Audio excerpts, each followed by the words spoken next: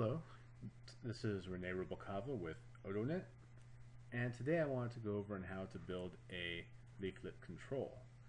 A leaflet control would be anything in a leaflet map, such as the zoom tool or another interface that you can interact with on the map. And they're not very difficult to build. There's just not a whole lot of guides on how to do it. There's a lot of source code you can look over. So we're going to go ahead and take a quick look at the index.html file for this particular sample, and we're just going to go ahead and load in Bootstrap CSS to make this control look good, as well as Leaflet, our index.js file, and then the search control, which we're going to be building right here. If we look at the index.js file, it's nothing too exciting. We're just going to go ahead and add the OpenStreetMap map layer to it, as well as set our map up. So if we go to control here, leaflet controls follow a certain structure, and you can find out more about that by looking at the documents for the iControl interface as well as the control in leaflet control. What you want to do is you want to extend leaflet control here, and it's got some basic methods you can work with. You have an initialize method, which is the same as constructor, and here you would go ahead and do anything that you want to do before the control is loaded. Then you have the onAdd method, which is going to happen after the control has been added to the map, and the onRemove method, which is going to occur after control has been removed from the map. So on onAdd, you'd probably add some event listeners, deal with the UI, maybe insert some DOM elements, and on remove, you're going to go ahead and remove any event listeners you probably added to prevent memory leaks. In the control, there's some basic options, such as the position. So you would have top right, such as the control we're going to be using, top left, which would be like the zoom controls, bottom left, and bottom right. So let's start working on that control. And in the index.js file, what we're going to do is I'm using a Leaflet Ajax library from Calvin Metcalf that lets you work with Ajax and Leaflet, and this is essentially just to load some GeoJSON that we've got, and we're going to use the on each feature option, so that every time the GeoJSON is added to the map, we're going to grab that GeoJSON layer and push it to an array here that we can use in our leaflet control, and that's going to be so that we can get the boundaries for the features that are being added.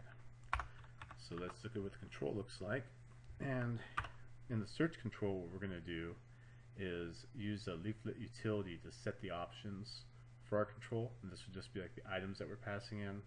This is the same as doing this.options is equal to options. This just has some this utility here does it safely for us so that nothing weird happens. And then in the onAdd method, we're going to use Leaflet's DOM utilities to create the DOM elements. We're just going to build up a container of the form and the input, and we're going to go ahead and put some event listeners on the input for the key up using low-dash's debounce method. That way it kind of waits a bit as the user is typing so things don't happen too fast. It's a bit more of a user-friendly that way. And we're also going to wait for the form submit. And in this case, we're not going to be doing anything with that. We're just I'll leave that as an exercise to you to deal with what happens when the user hits enter in this input. And in the onRemove, just as I mentioned before, we're going to remove any event listeners that we added in the onAdd method. And for now, we just have a couple of placeholder methods in here. So let's see what this now looks like. Refresh the map. Give that a second to load. And we got a nice looking little input box over here. Now we can interact with it, type in it, and nothing is happening, of course, because we haven't started dealing with that yet. So let's go ahead and move on to the next step.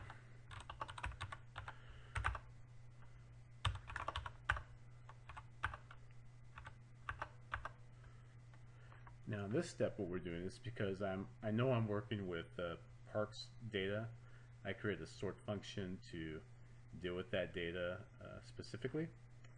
And what we're going to do is that in the key up method, if the user is pressing the up or down arrow keys, I'm just going to ignore it. And since this is an autocomplete tool, I'll leave that as an exercise up to you on how you might want to deal with the user clicking those buttons to make their selection from the autocomplete list. And the first thing we're going to do is that we're going to go ahead and clear the list. And we're going to, if the user types in more than 2 characters, we're going to grab that value here, and we're going to use some Lodash tools to just go and search our data to find a match. And we're going to grab the first 10 results that have been sorted. And you can do more or less if you want, or deal with how you want to work with multiple results in your own way. And then what I'm going to do is for each result that comes back, I'm going to go ahead and map over them and create an anchor tag and add that into our drop-down list so that I can click on them. And I'm adding an event listener for when an item is selected. And for right now, it's not really doing anything. We're just going to use the Leaflet DOM event utility to prevent the events happening. That'll prevent it from refreshing the map, refreshing the whole page, as well as preventing submit from refreshing the whole page. So let's see what that now looks like. Refresh the map once again. Give that a second here. And if I start typing park, and we got a nice little pull down, although nothing is happening because we haven't done anything just yet. Let's move on to the next step.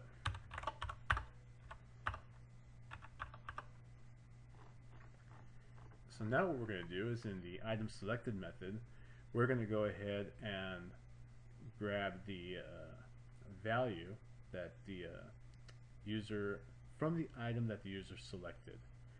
And what I had done before is I put a little data tag in the DOM to save that name. And we're going to set the input value to be equal to whatever is selected. And then what we're going to do is we're going to use Lodash's find method to search our data to find a match. And find's just going to return a single result. If it found a feature, then we're going to go ahead and use the map that's part of that the control is added to, which has been stored as underscore map in Leaflet Control, and that comes with the control library. And we're going to use fit bounds for the map, and we're going to use the layer of GeoJSON layers get bounds to be able to zoom to that feature that was selected. So now if we refresh the map, search park, and we'll grab one of these, and you can see it's now zooming to our data. Oops. You can see when I select some from the pull down, it fills in the input value with what I selected, and it zooms the map to that selection set. So as you can see, it's really not that difficult to build a leaflet control. It's got a few methods you need to be familiar with in the life cycle of the control, and it's only as complicated as you need to make it. And that's part of the beauty of working with Leaflet and the built-in utilities to do things like make the Leaflet controls. So that's it for today. Go out, make your controls, look at some of the source code for other controls out there, and have fun. Thanks.